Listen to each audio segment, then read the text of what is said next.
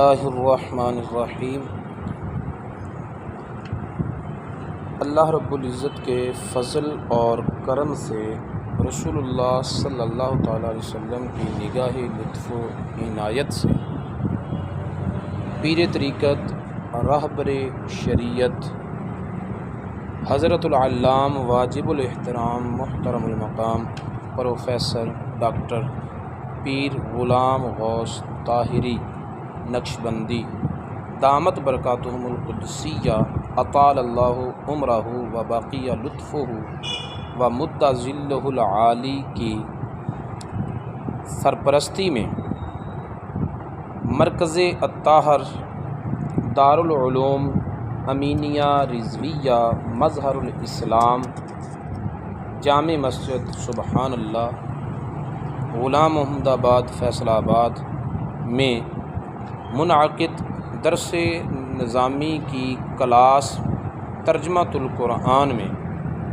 آج ہمارا سبق سورہ البقرہ کی آیت نمبر 113 سے شروع ہوتا ہے۔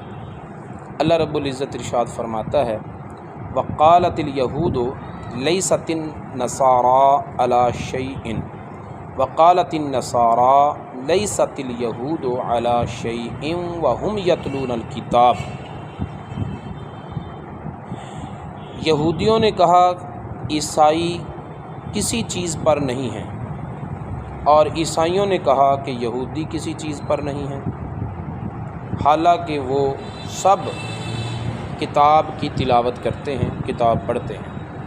اس آیت کریمہ کا شان نزول اور پس منظر کچھ اس طرح ہے۔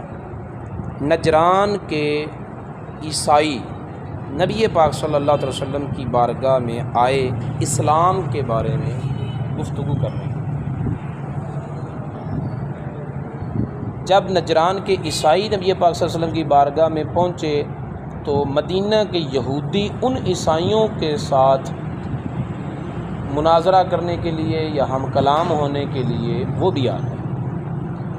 دونوں جماعتوں کا، عیسائیوں اور یہودیوں کا آپس میں مناظرہ ہو گیا۔ کرنے ہی مناظرہ آئے تھے یہودی، نجران کے عیسائی یہودیوں سے مناظرہ کرنے نہیں آئے تھے، وہ رسول اللہ صلی اللہ علیہ وسلم کے پاس آئے تھے۔ مدینے کے یہودی ان کے پاس آئے، وہ کرنے ہی مناظرہ آئے تھے یا آئے تھے ان سے کچھ بات کرنے یا ملاقات کرنے، اور وہاں پر مناظرانہ گفتگو چھڑ گئی۔ بہرحال رسول اللہ صلی اللہ علیہ وسلم کی موجودگی میں مناظرہ ہوا یہودیوں کا اور عیسائیوں کا۔ اس مناظرے میں باتیں، بحث لمبی ہو گئی، آوازیں اونچی ہونے لگ گئیں، اور جذبات میں آ کر یہودیوں نے یہ کہہ دیا کہ عیسائیت کوئی دین نہیں ہے، بے بنیاد ہے، اور اس دعوے میں انکار تھا انجیل کا بھی اور حضرت عیسیٰ علیہ السلام کی نبوت کا بھی۔ عیسائیوں نے اس کے مقابل یہ کہہ دیا کہ یہودیت کوئی شے نہیں ہے، یہ بے بنیاد مذہب ہے، اور اس دعوے کے ضمن میں انکار ہو گیا تورات کا بھی اور حضرت موسیٰ علیہ السلام کی نبوت کا بھی۔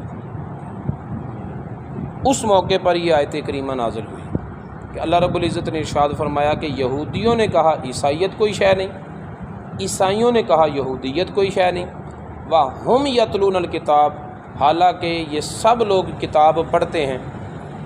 یہودی تورات پڑھتے ہیں جس میں انجیل کی بشارت ہے، عیسائی انجیل پڑھتے ہیں جس میں تورات کی تصدیق ہے۔ تو انہوں نے ایک دوسرے کی تکذیب کرتے ہوئے یہ بھی نہ سوچا کہ ہم خود اپنی اپنی کتابوں کو جھٹلا رہے ہیں۔ كَذَلِكَ قَالَ الَّذِينَ لَا يَعْلَمُونَ مِثْلَ قَوْلِهِمْ، اسی طرح کہا ان لوگوں نے جن کے پاس علم نہیں، یعنی جن کا مذہب کسی آسمانی کتاب پر نہیں ہے، بت پرست لوگ، ستاروں کو پوجنے والے، مجوسی، اور بالخصوص اس میں اشارہ ہے مشرکین مکہ کی طرف، انہوں نے بھی ان کے قول کی طرح ہی قول کیا، ان کی بات جیسی بات کی کہ انہوں نے ہر ایک مذہب کا انکار کیا، یا بالخصوص مشرکین مکہ نے حضور نبی پاک صلی اللہ تعالیٰ علیہ وسلم کی نبوت کا اور آپ پر نازل ہونے والی کتاب کا انکار کیا، تو یہودیوں نے جو عیسائیوں کے بارے میں بات کی، عیسائیوں نے جو یہودیوں کے بارے میں بات کی، مشرکین مکہ نے جو رسول اللہ صلی اللہ علیہ وسلم کے بارے میں بات کی، تو یہ ساری باتیں آپس میں مل جل گئی، ایک طرح کی باتیں۔ اللہ تعالیٰ فرماتا ہے فَاللَّهُ يَحْكُمُ بَيْنَهُمْ يَوْمَ الْقِيَامَةِ فِي مَا كَانُوا فِيهِ يَخْتَلِفُونَ، تو اللہ فیصلہ کرے گا ان کے درمیان قیامت کے دن ان باتوں میں جن باتوں میں یہ ان باتوں کا فیصلہ کرے گا جن باتوں میں یہ اختلاف کرتے ہیں۔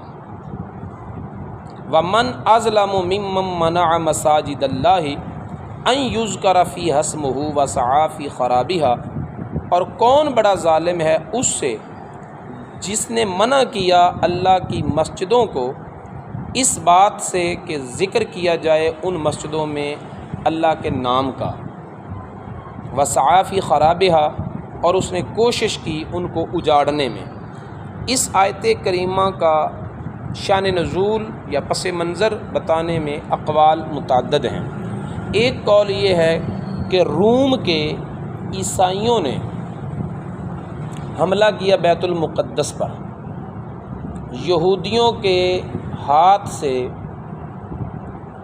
اپنے قبضے میں لیا اور پھر قبضے میں لے کر بیت المقدس کی بے حرمتی کی، اس میں کوڑا کرکٹ پھینکا، اس میں خنزیر کو ذبح کیا، نجاست پھینکی، عمارت کو نقصان پہنچایا۔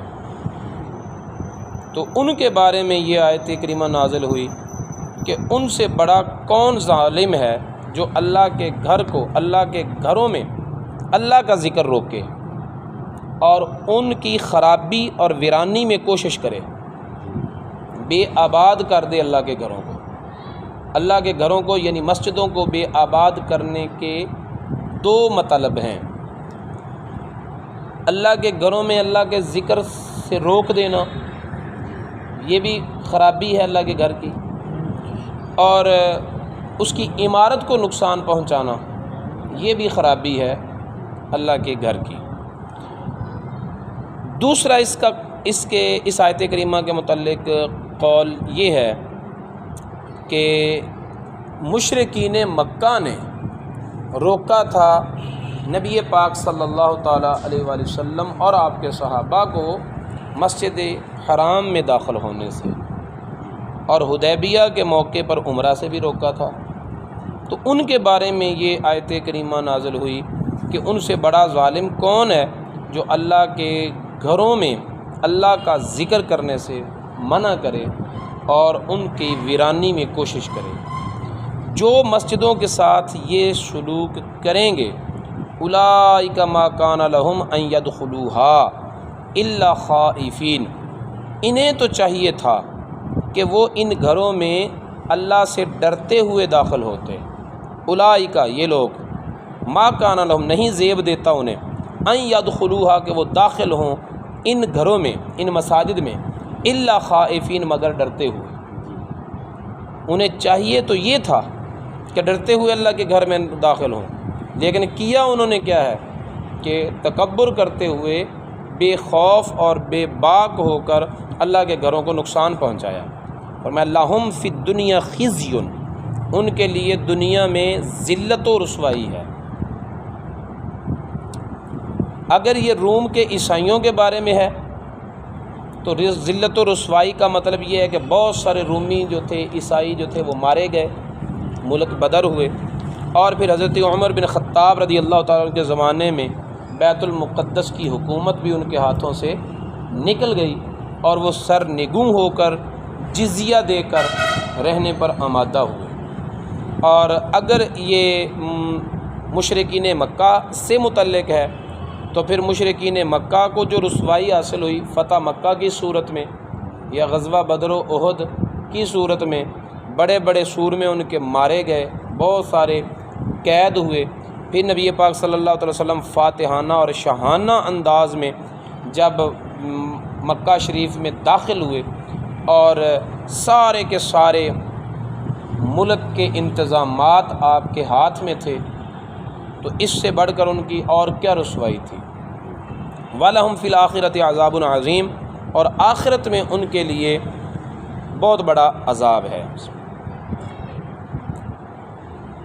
وَلِلَّهِ الْمَشْرِقُ وَالْمَغْرِبُ فَأَيْنَمَا تُوَلُّوا فَثَمَّ وَجْهُ اللَّهِ، اللہ ہی کے لیے ہے مشرق اور مغرب، تو جس طرف بھی تم منہ کرو، متوجہ ہو جاؤ، جس طرف بھی تم چہرہ پھیرو، فَثَمَّ وَجْهُ اللَّهِ، تو وہیں اللہ کی ذات ہے، اللہ کا جلوہ موجود ہے۔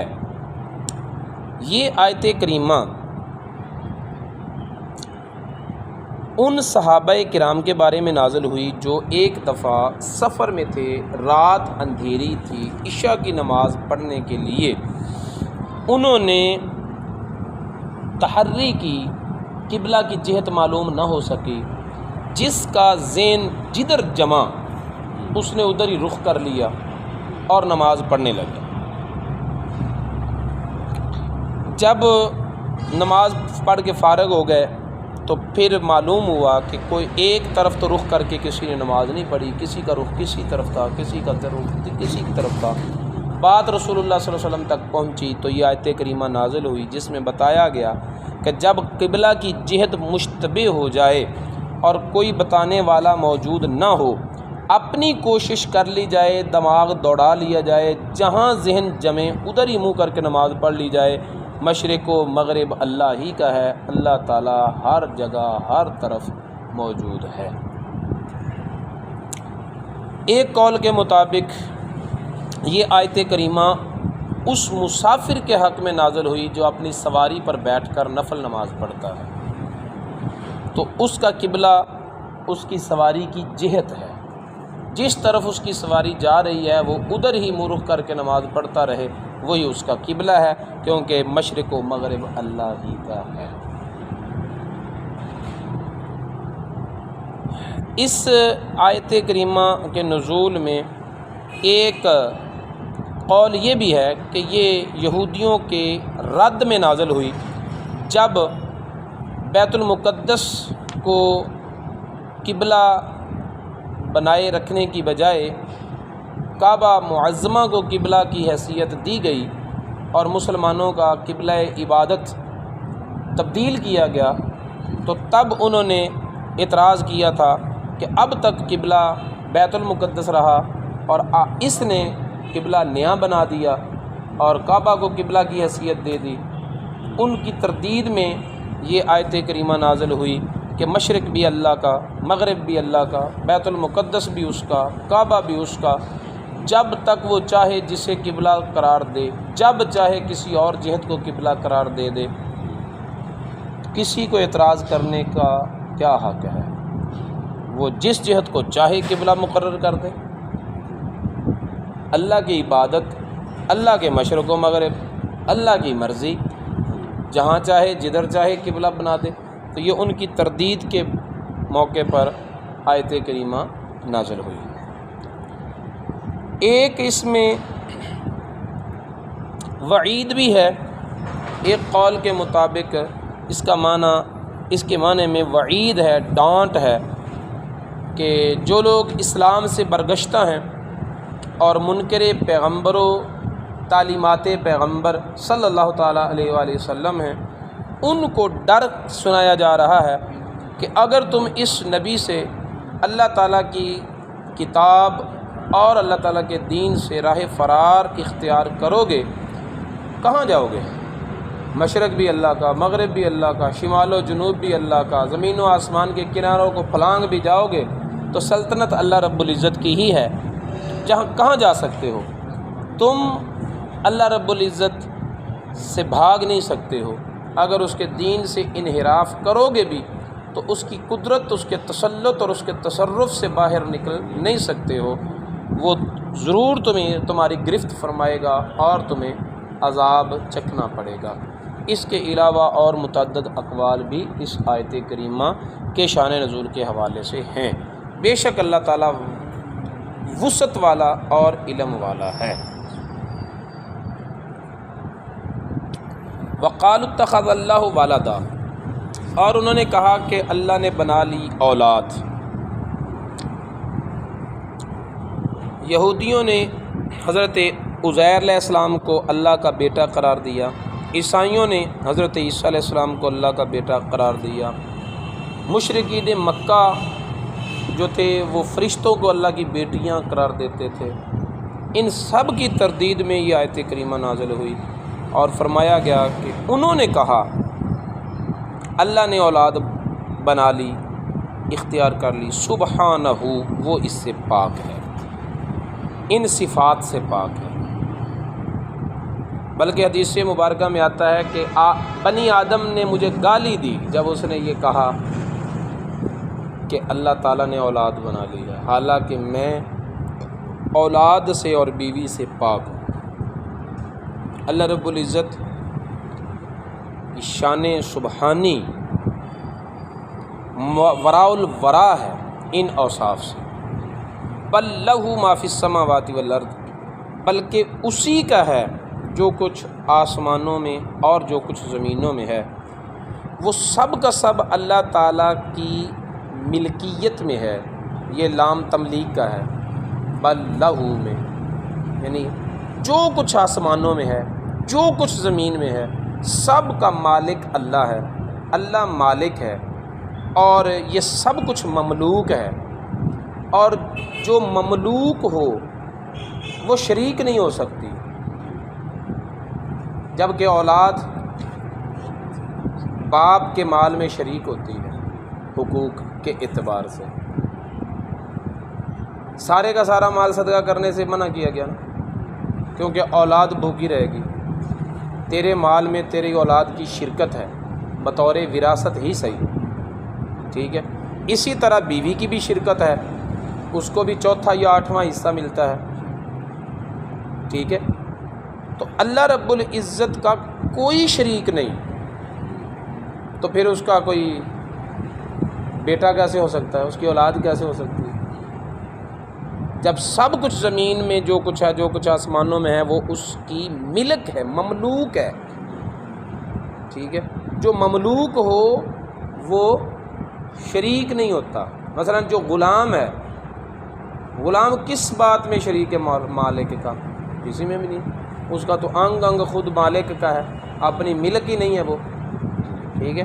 تو اللہ رب العزت مالک ہے، اور ایسا مالک ہے کہ اس ملکیت میں کوئی بھی اس کا شریک نہیں، تو پھر کیسے اولاد ہو سکتی ہے؟ کل لہ قانتون، سب کے سب اسی کے سامنے گردن جھکانے والے ہیں، بندے ہیں اس کے، غلام ہیں، مملوک ہیں، مخلوق ہیں۔ بدیع السماوات والارض، بغیر ڈیزائن کے، بغیر نقشے کے، از سر نو آسمانوں اور زمینوں کو پیدا کرنے والا ہے۔ وَإِذَا قَضَى أَمْرًا فَإِنَّمَا يَقُولُ لَهُ كُن فَيَكُونُ، اور جب وہ ارادہ کر لیتا ہے کسی کام کا تو پھر کہتا ہے وہ اسے ہو جا، فیکون، تو وہ ہو جاتا ہے۔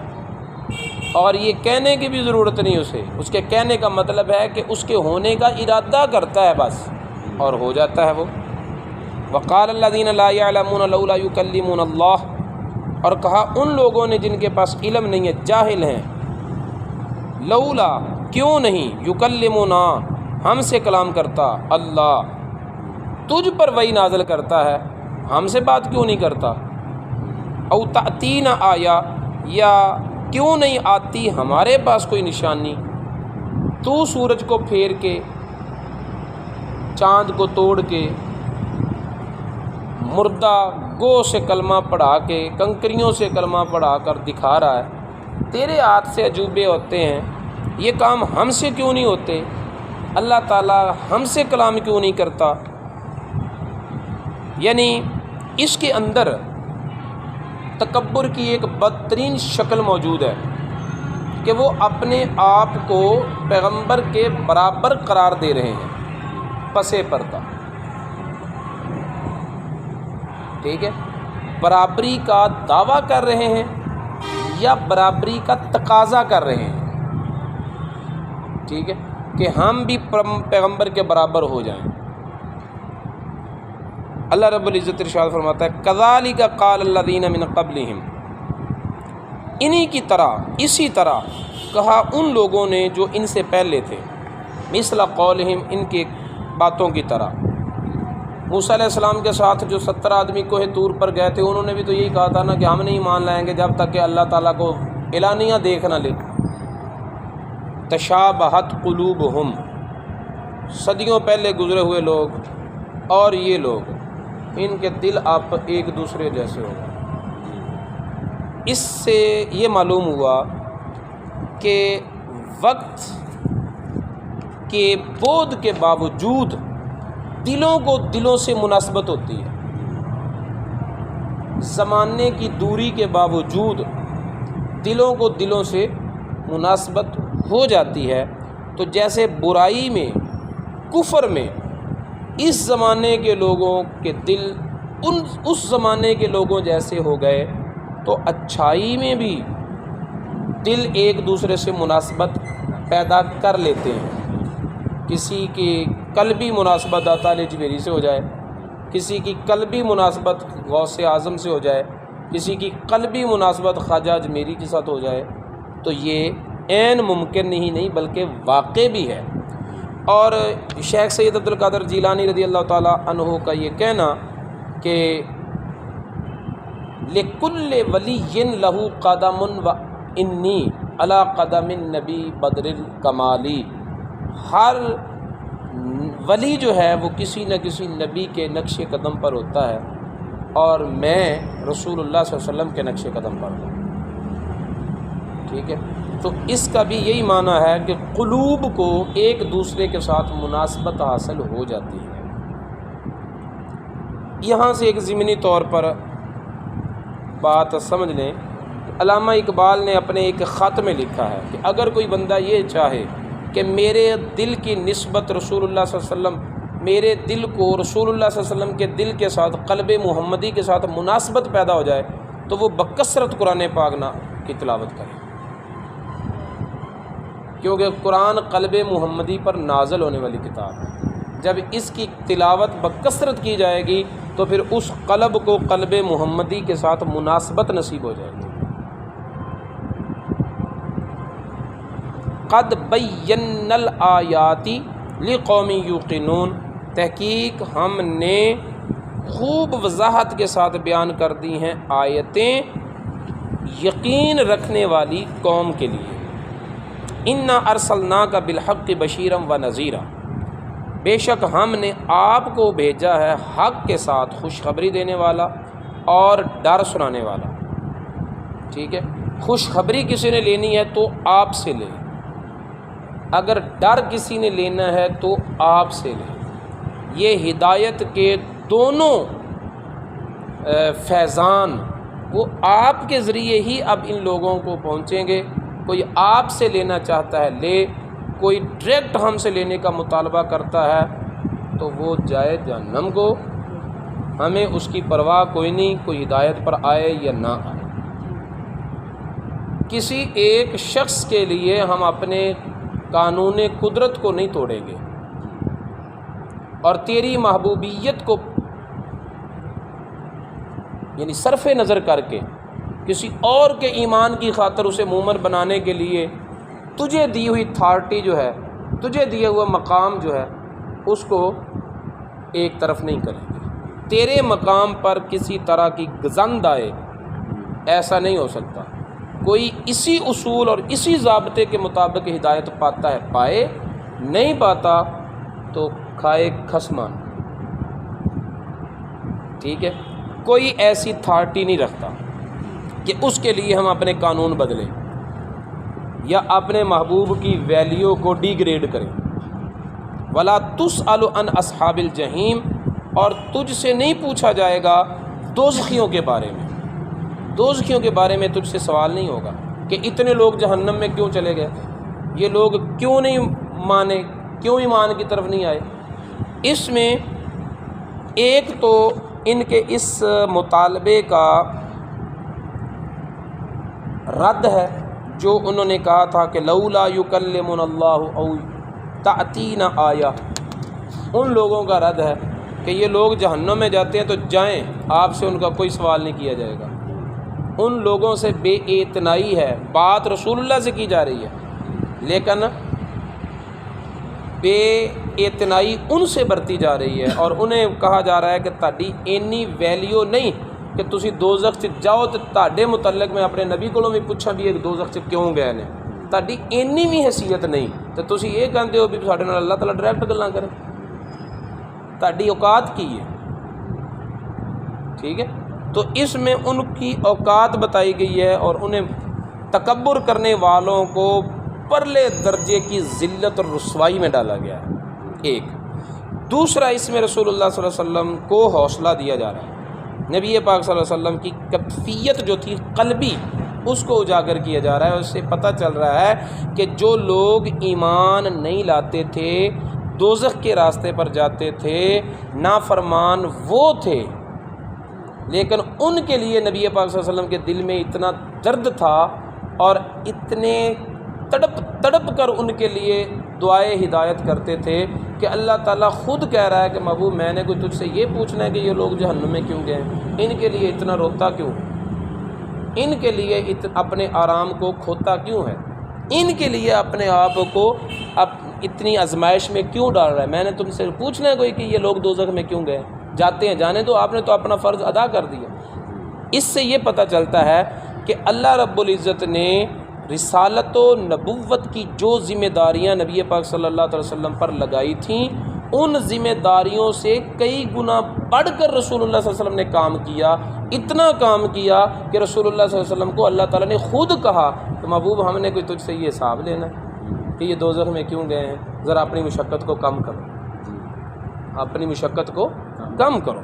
وَلَن تَرْضَىٰ عَنْكَ الْيَهُودُ وَلَا النَّصَارَىٰ حَتَّىٰ تَتَّبِعَ ملتہم، اور ہرگز نہیں راضی ہوں گے آپ سے یہودی اور نہ عیسائی، یہاں تک کہ آپ پیروی کریں ان کی ملت کی، ان کے دین کی پیروی کریں۔ یہاں پر خطاب اگرچہ رسول اللہ صلی اللہ علیہ وسلم کے ساتھ ہے، لیکن مراد احاد امت ہیں، افراد امت سے کہا جا رہا ہے کہ تم سے یہودی تب تک راضی نہیں ہوں گے جب تک تم یہودیت نہ اختیار کر لو، عیسائی بھی تم پر خوش نہیں ہوں گے جب تک تم عیسائیت میں داخل نہ ہو جاؤ، اور یہ ہو نہیں سکتا کیونکہ ان کا دین باطل ہے، وہ حق پر نہیں ہے۔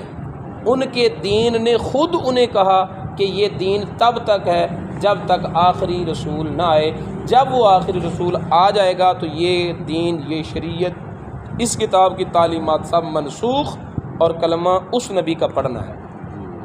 ان کی اپنی تعلیمات کے مطابق اب یہ ان کی شریعتیں منسوخ ہو چکی ہیں، تو پھر ان منسوخ شدہ شریعتوں کی تم پیروی کرو گے تو حق کو پاؤ گے؟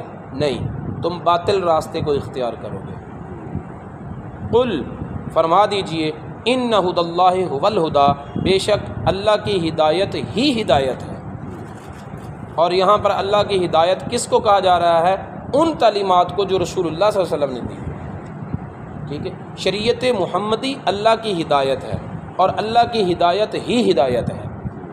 والا ان اتبعت اہواءہم بعد الذی جاءک من العلم، اور اگر تو نے پیروی کی ان کی خواہشات کی بعد اس کے جو آ گیا تیرے پاس علم قطعی، ما لک من اللہ من ولی ولا نصیر، تو پھر نہیں ہے تیرے لیے اللہ کی طرف سے کوئی حمایتی، نہ کوئی مددگار۔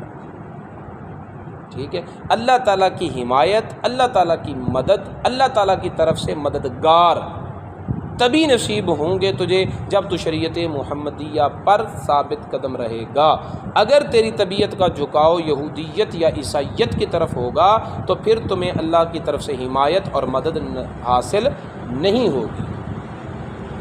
الذین آتیناہم الکتاب یتلونہ حق تلاوتہ، وہ لوگ جن کو ہم نے کتاب دی وہ تلاوت کرتے ہیں اس کتاب کی تلاوت کرتے ہیں ایسے جیسے تلاوت کرنے کا حق ہے۔ تلاوت کرنے کا حق کیا ہے؟ کہ اس کے احکامات کو جانیں، پہچانیں اور ان پر عمل پیرا ہوں۔